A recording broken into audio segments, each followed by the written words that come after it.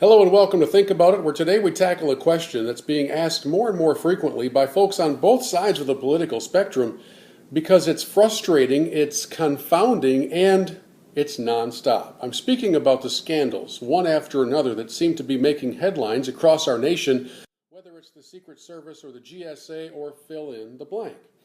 In fact, whether you're a moron on MSNBC or the breathy, intellectual Peggy Noonan on ABC's This Week, everybody's trying to get a handle on exactly what it is that's going on in our country.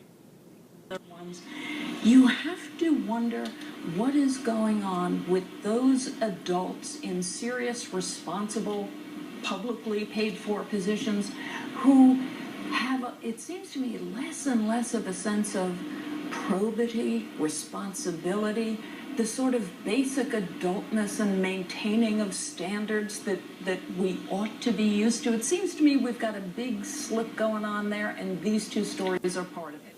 I actually don't think the answer to the question is all that complicated. In fact, I'm going to quote from one of the most detestable men in American history, the Reverend Jeremiah Wright, when I say that this is really a symptom of the chickens coming home to roost.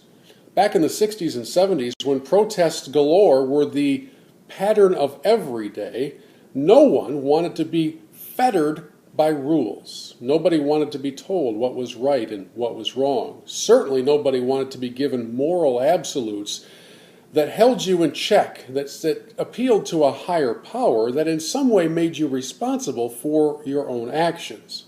What's happened is those who used to be on the protest lines, who used to be doing the sit-ins and burning flags and doing all of that stuff, are now in charge.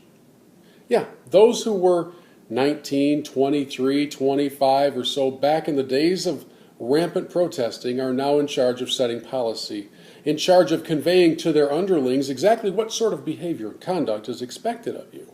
And I believe that whether you're at the Secret Service or the GSA or fill in the blank, that if you're not willing to submit to a higher moral authority, you feel free to do pretty much anything you want, whether it's laugh about wasting taxpayer dollars or embarrass yourself in a Secret Service type of scandal.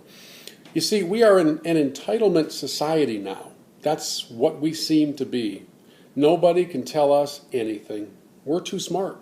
We're brilliant. As a matter of fact, anybody who would suggest otherwise is clearly a religious zealot who just wants to take away all your fun. Well, if your definition of fun is what the headlines have contained in the last few weeks, enjoy. I happen to think it's shameful, embarrassing, and destructive for our nation. How will it change? Only when you get tired enough of it. Only when you seek out candidates of character, of moral fiber, who are willing to stand in front of a large crowd, and instead of saying, if it feels good, do it, they will tell you that sometimes the best thing to do doesn't feel all that good. Sometimes restraint, sometimes obeying a moral code, and sometimes even meaning what you have pledged, shocking concept, is the only way to restore what once was a great nation. And so the old mantra of if it feels good, do it, is now being seen day in and day out. And frankly, I don't think it feels all that good. Do you? Think about it.